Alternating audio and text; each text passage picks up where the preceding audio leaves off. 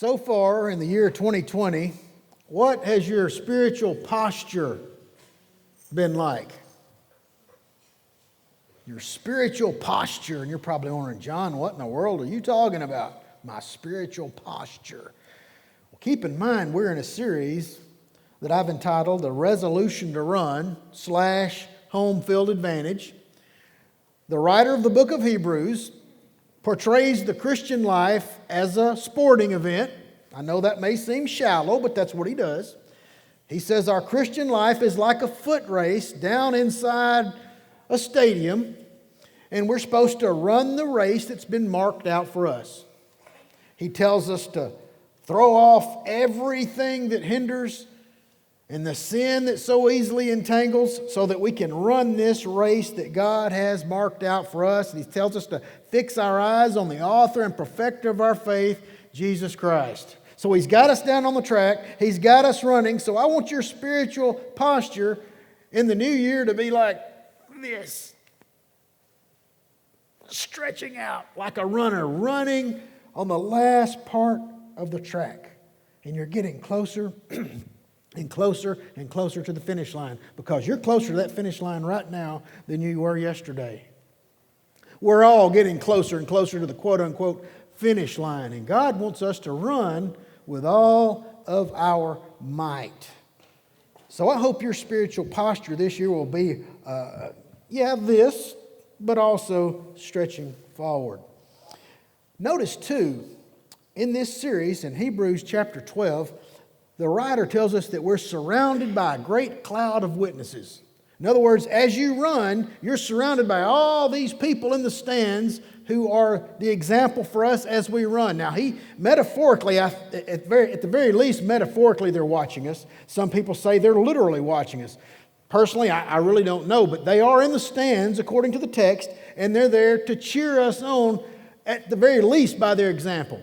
So what we're doing in this series is we're taking a look at the people sitting in the stands that watch us run. And here in Hebrews chapter 11, and he's just listed off one character of faith after the other. We call this the Hall of Faith because of all these people mentioned here who have been faithful. So far in the series, we looked at Abel, Enoch, Noah, Abraham, and today we're going to look at 3 characters. Now, in the past, we've just taken on one character at a time, but I'm going to take on 3 this morning for several reasons. One reason is this, is there's not a whole lot written about each one of them.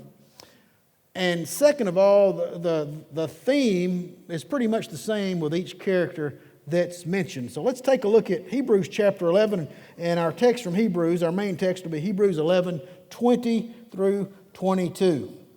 Again, we're going to kind of see the same emphasis with each one of these characters. See if you can pick up on it. Hebrews 11, starting in verse 20.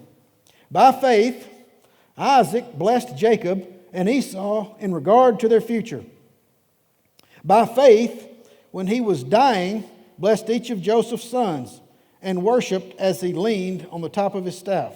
I was talking about Jacob there. 22. By faith, Joseph, when his end was near, spoke about the exodus of the Israelites from Egypt and gave instructions about his bones. Did you see something that's very similar with each one of these characters?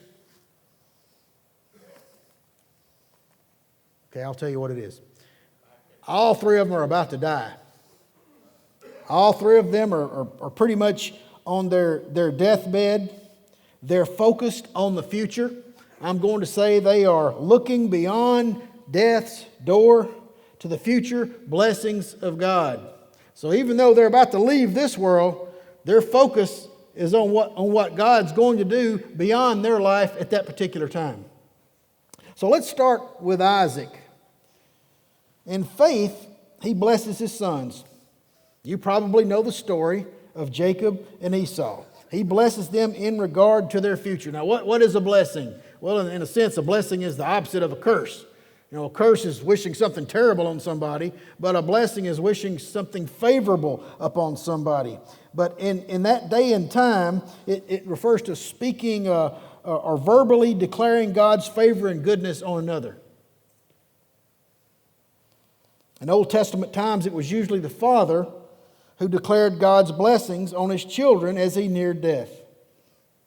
You might even refer to it as a kind of a faith declaration, which was spoken verbally. And it was believed that those spoken words would come to pass. Maybe think of an arrow being shot from a bow. Once the arrow left, it's going to do what it's going to do. After it's already left, you can't get it back. And that's kind of like this verbal blessing was. Once it was spoken, it couldn't be revoked. It went forth, went from the lips, couldn't be revoked, couldn't be taken back. Well, this is the blessing that Isaac gives his two sons, Jacob and Esau, under some rather unusual circumstances. So let's get in the tent with these guys. Remember, Abraham lived in tents, and his descendants, for a good while, they lived in tents too. So Isaac is in his tent, and he's about to die, and his wife Rebekah's on the other side of the flap. And she can hear him talking to his oldest son, Esau. And he's telling Esau, go out and get me a meal, get me some wild game. He was one of those guys that liked his food a little gamey. He liked to taste that. And Esau was a hunter. He was a man of the open field. So he tells Esau, which was kind of his favorite anyway, to go out there and kill me some wild game, prepare it and bring it back to me and eat it, and I'm going to give you my blessing. Because he realizes his life is coming to an end. By the way, at this time, his eyesight had gotten bad. I'm not sure exactly what, maybe cataract or something. He couldn't see good, but he just wants to get this last meal and then give the blessing. So Esau takes off. Well, Rebekah, the wife, again, had overheard this conversation. And guess who her favorite is? It's not Esau. Her favorite is Jacob. So she puts Jacob into tricking the old man to get the blessing. So as Esau's gone off hunting, she tells Jacob, go get me a couple of goats, kill them, I'm going to prepare them. I'm going to make them taste like wild game. Don't know how she did it. She probably was a wizard with the spices. She knew just how to doctor it up and make it taste maybe like an antelope or something like that. So she begins to do that, and Jacob's kind of like, well, what if he touches me? He's going to know it's, I'm a smooth-skinned man. Esau, he's got hair all over him. What are we going to do? Anyway, she said, don't worry about it. Just do what I say. He's worried about this thing backfiring. Instead of getting a blessing, he's worried about his father finding out who he is and giving him a curse. She tells him, just go ahead and do as I say. Make a long story short, he gets the two goats and they kill the goat. She prepares it and gives him some goat skins to put on his neck and on his hands, so that when the old man touches him, he'll feel all that goat hair and think, well, sure enough, this is my son Esau. And not only that gives you an idea of how hairy this guy is. I mean, he must have been like the missing link or something. I don't believe in a missing link. But golly, goats are pretty hairy. You can imagine if that would fake him off. Anyway, she not only gives him hair for his neck and his hand, she says, I want you to put on Esau's clothes, because Esau had a certain smell about him. Everybody kind of has their own smell. But he smelled like the open fields, because he spent a lot of time outdoors. So he puts on the clothes. So he puts a costume on, you might say, gets the hair going, goes in there with the goat meat that tastes like wild game, and goes in there to get the blessing. And as he's in there, a little dialogue takes place. It says, come near so I can touch you. And he touches Jacob. He says, the old man says, the voice is the voice of Jacob, but the hands are the hands of Esau. And Jacob gives him the goat meat. And Isaac says, come here, my son, and kiss me. So Jacob's probably thinking, oh, man, he's going to catch me. I'm really going to have to get up close to him now. So he leans over and kisses him. And when Isaac catches the smell of the clothes, he becomes really convinced that it really is Esau. So he feels those hairy hands. He smells that smell coming from those clothes. The goat meat is tricking his taste buds. And so he really believes it is his son Esau. So what does he do? He blesses Jacob thinking it was Esau. And again, once the blessing goes forth, it can't come back. So let's take a closer look at this blessing. We'll have to go back in Genesis for that. Genesis 27, and I'll read verses 28 through 29. Genesis 27, 28 through 29. And this is the blessing. So they're right there in the tent. Probably still smells like food in there. And the two of them are there. He says, may God give you of heaven's dew and of the earth's richness an abundance of grain and new wine. May nations serve you and peoples bow down to you. Be Lord over your brothers, and may the sons of your mother bow down to you. May those who curse you be cursed, and those who bless you be blessed. So that's the blessing. He's believing in faith. First of all, he's passing on this promise that's been made to Abraham. And it's trickling down through Abraham to Isaac, and now it's going to Jacob. But notice the components of the blessing. First component is you're going to be blessed materially. You're going to have an abundance of crops. Agriculture is going to cooperate with you. You're going to be blessed politically. People are going to bow down to you. Those who curse you are going to be in trouble. But those who bless you, they're going to be blessed. Your brother's going to even serve you. You're going to prosper politically. And of course, we know ultimately that Jesus Christ comes through Jacob. So man, he's got it all here practically. He has gotten the blessing from his brother. Well, in the meantime, Esau's out, stalking down some animal. And he kills the animal and dresses the animal and prepares the meal. And then he arrives there and goes into the tent. And when Esau arrives, his father sits up and he says, "My father, look, here's some of my game. Go ahead and eat it so that you may bless me."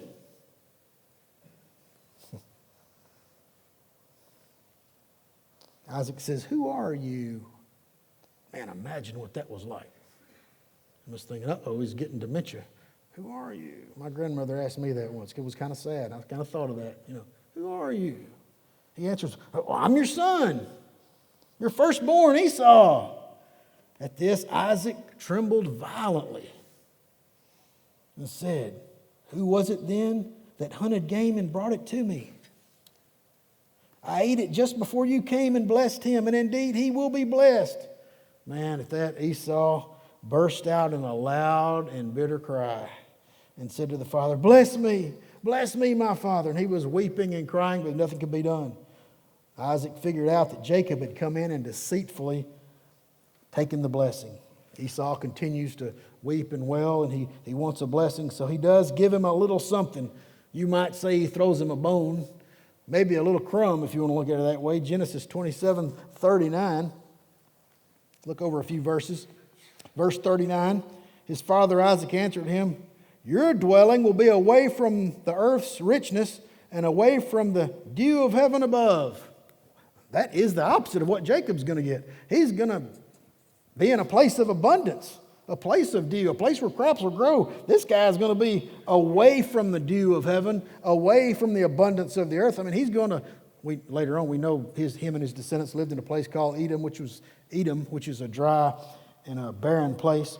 He says, "You will live by the sword and you will serve your brother." In other words, there's going to be a lot of violence associated with you and your descendants, and you're going to serve your brother. And here's the bone, you might say, but when you grow restless, you will throw off his yoke from your neck. In other words, you're not going to serve him forever. That's as good as it gets for him. That's all he got. So he was devastated, heartbroken, and angry. And if you know the rest of the story, he wanted to kill his brother, and his brother flees and has to leave the country for a while. But what I want you to see, don't lose sight of what's really going on back in the book of Hebrews. We can get caught up in all this drama of Genesis, but let's not lose sight of what our text is emphasizing. Isaac, he's the old guy. He has incredible faith. In faith, Isaac believed that God was going to bring about this blessing that he pronounced. Even though he's at death's door, his focus is what God is going to do in the future. He knows that through Jacob now, God is going to bless his line.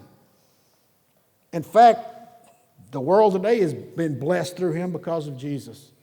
But he believes in faith what God's going to do in the future, even though he is about to die. Now, let's take a look at Jacob. So the years have gone by. According to Genesis, like his father before him, his eyesight is growing dim. Sometimes it's not so fun to inherit our parents' frailties, is it? Sometimes I can see that happening in my own life, but I won't elaborate on that. Same thing seems to be going on here. His eyesight's going dim. He's getting sick. His life is ebbing away. And as his health is failing him, he calls for his son Joseph, or his son Joseph comes to him, I should say. And Joseph comes with his two sons, Manasseh and Ephraim. So I know it's easy to get tangled up in all these names, but keep in mind, we're talking about Jacob. He's about to die. His son is coming to approach him, and he's bringing his two sons with him. So we're going to say Grandpa Jacob, his son's coming, and his two grandsons are coming. When he finds out they're coming, he's in his tent. He's too about to pass away. He sort of perks up when his son and his two grandsons show up. He sort of perks up in the bed, and he proceeds to tell them how God had appeared to him earlier times and promised to multiply his descendants and give them the promised land, etc. So he's kind of coming back to life a little bit, excited to tell them about what God is going to do. And then he announces that he's going to adopt the two grandsons. The idea is they're going to move from the status of being grandchildren to sons. In other words, they stand to get the same inheritance, in this case, blessing, that the sons were going to get. So they move from this status of grandchildren, or they're about to being sons. So he has the grandkids brought into him, and he takes the two boys and places them on his knees. So he's really perking up now. He's setting his grandchildren on his knees, and he kisses them, and he embraces them. There's a little lesson here for grandparents, I think. I think it's a good idea to show affection to your grandchildren. Let them know that you value them. Let them know that if they're special, believe me, they will not forget it. Well, after this display of affection, Joseph moves them from Grandpa's knee. So Daddy gets them off Grandpa's knee and places them in front of Jacob. Why? Because, okay, since they're sons, let's bless them like sons. So he places Manasseh on the right, and he places Ephraim on the left. And what does Grandpa do? Yeah, Grandpa reaches out his hands to put his hands on their head to bless them. But he does something very unusual. Rather than just go straight ahead, he crosses his arms, and he puts the right on Ephraim and the left on Manasseh. And Joseph's like, he's got this backwards, because the oldest is supposed to have the right hand on the oldest because the oldest is supposed to get more, and he's supposed to be more blessed, but he's reversed his hands. So what does he do? He grabs Grandpa's hands, and he tries to pull them apart and correct him. Jacob tells him he knows what he's doing, and he tells him that the younger brother will be greater. But to take heart, because both boys are still going to be great. That is, they would have many descendants. So when you consult the book of Genesis, you find that Jacob actually leaned on his staff to worship. This is important. He leaned on his staff to worship just before he blessed the two boys. And just after Joseph promised to bury him in the promised land. The point being that his heart was in the promised land. His orientation was looking forward to the future that God promised. Same way with Isaac. Same way with Jacob. They're passing away, but they're having faith in the future. That's what the Hebrew writer is underscoring.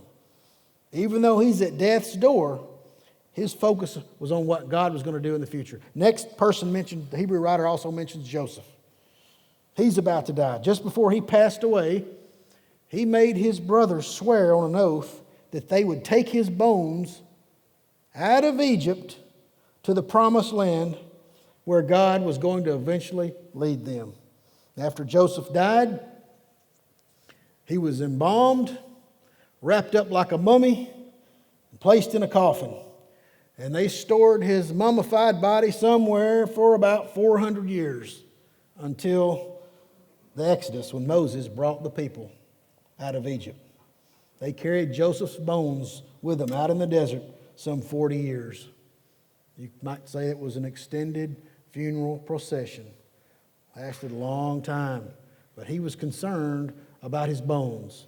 He wanted to make sure that when the Israelites left Egypt, he believed in faith in this promise that Abraham and his descendants were going to get the promised land. He believed in all this he'd been hearing. It must have been an encouragement to some of the Hebrew slaves as they were sloshing around in that mud and making the bricks for all the building projects. Some of them must have known about this promise, that God was one day going to deliver them. Joseph certainly believed it, because he said, make sure you take my bones out of here when you go back to the promised land. And sure enough, as they left, his bones were taken. I think there's several lessons here we can learn as Christians from these three men of faith. I believe they demonstrate to us the kind of faith we should have, especially when it comes to our future. For one, we should have faith in God's plan. Keep in mind, God was unfolding His plan in their lives, and it took place over hundreds and hundreds and hundreds of years. They believed, and it was all coming about eventually. All three realized that God was working out His plan to make the descendants of Abraham into a great nation, and they would inherit the promised land. From this side of history, we know that it all came true. I'm sure that they didn't understand all the different twists and turns in history. Isaac must have wondered why famine came on the promised land. They had to move down to Egypt. Jacob must have wondered why his father-in-law Laban tricked him all those years. Joseph must have wondered why he was betrayed by his very own brothers, accused of attempted rape, and spent time in the state penitentiary.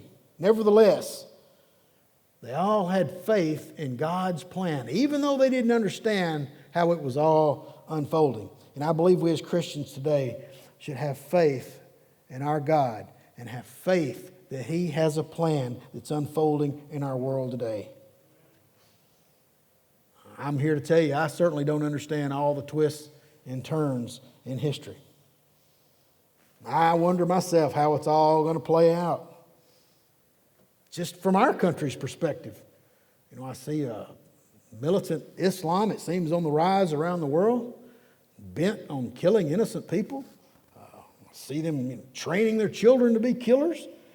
I see terrorist states like Iran trying to produce a nuclear weapon, and I'm just thinking it's just a matter of time before they do it and hand it off to some terrorist and blows up somebody. North Korea, same thing. You know, I see our government today in gridlock. I was just thinking the other day, that verse of Scripture says, the house divided against itself cannot stand. And it seems like our country is divided. It seems like our government is divided. I just wonder, where is all this going? And I see a media out there that seems to always take the side of whatever's anti-Christian. Hollywood, with all their movies and all their propaganda and all their political correctness and their degeneration and moral pollution that they spit out constantly. I just wonder, where is our nation headed? Then I hear about things like the coronavirus, and I'm like, oh no, what's going to happen when that thing gets loose in this country? That thing, those viruses, whatever they are.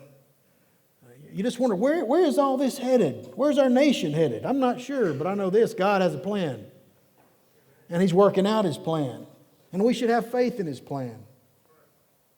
So we can face the future, even though it seems chaotic at times, we can face the future with a sense of optimism.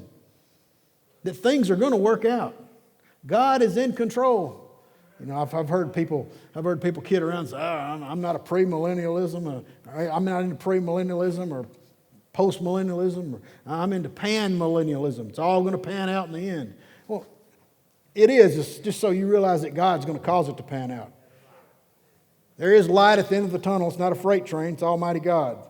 God is the light. And He's got everything under control. And I think we need to keep that in mind, even on an individual level.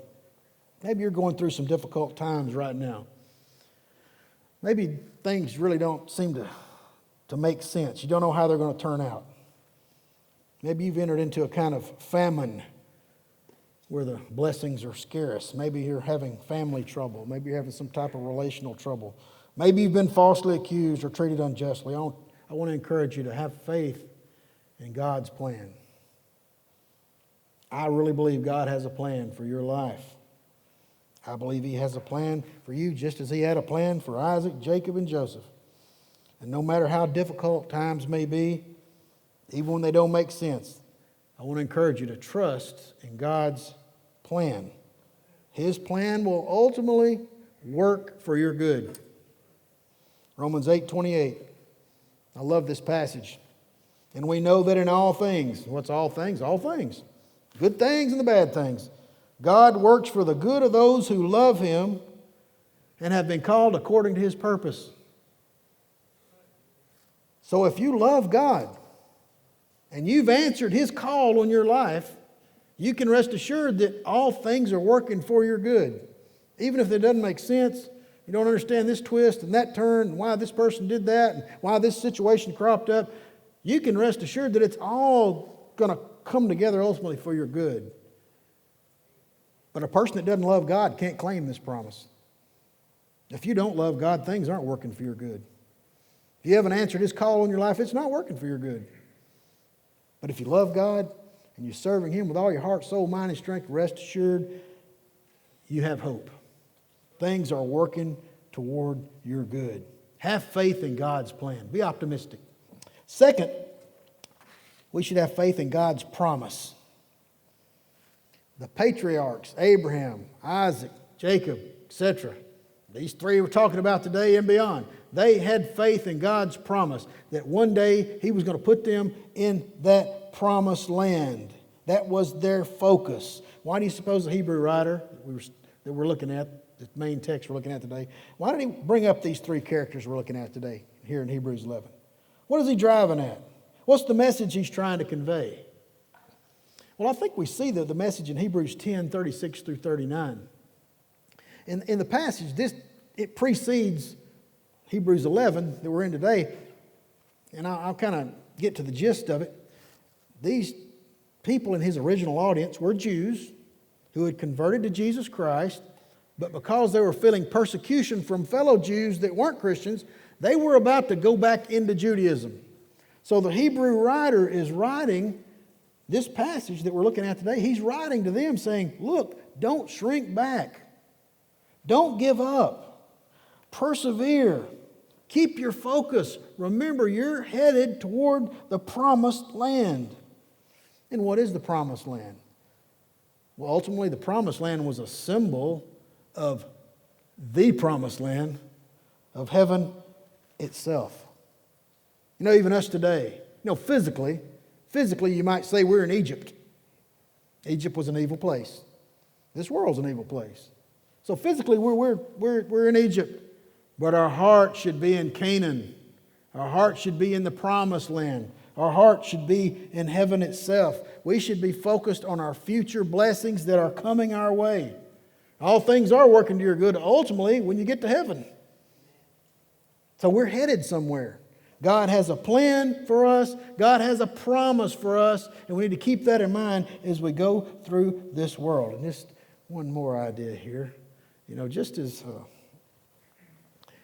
Jacob was concerned about his bones, Joseph, I should say, was concerned. Well, both of them were concerned about their bones. Your bones, too, are going to be in the promised land. You ever think of that? What in the world? Well, the Bible tells us in 1 Thessalonians 4, 13 through 18, that when Jesus comes back, what's left of our bones are going to be resurrected. And if you happen to still be alive, after they come up out of the ground and go to be with the Lord, you're going to go up too. We're all going to be with the Lord in heaven forever. So even our bones are also going to be in the promised land. The promised land of heaven, if we believe in Jesus Christ, if we've answered God's call on our life. In fact, there in 1 Thessalonians 4, 13 and following, I'm not going to read the passage to you, but you can read that later if you want to. There it tells us that when Christians die, we shouldn't grieve as if we have no hope. Why? Because we have all the hope in the world. Our dry bones are going to come back to life.